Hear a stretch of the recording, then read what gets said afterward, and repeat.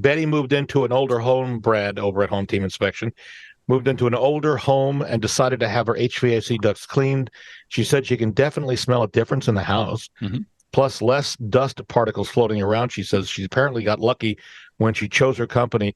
And we get a lot of these requests with regards to air ducts. How do you choose the right supplier, right cleaner for your house? You got to ask the question about what is the process that they're going to use. Many of them use a compressed air system. I have a personal feeling on that. Other clients have told me that the compressed air systems have made a mess of their homes.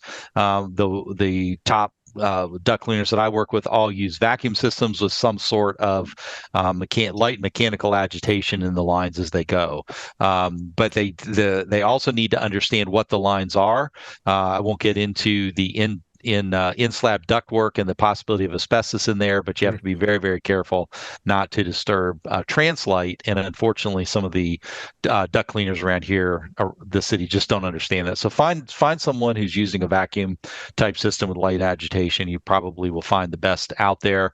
But again, I would be very cautious about anybody that tells you they're going to come in and use a bunch of compressed air as the way to do the cleaning. All right.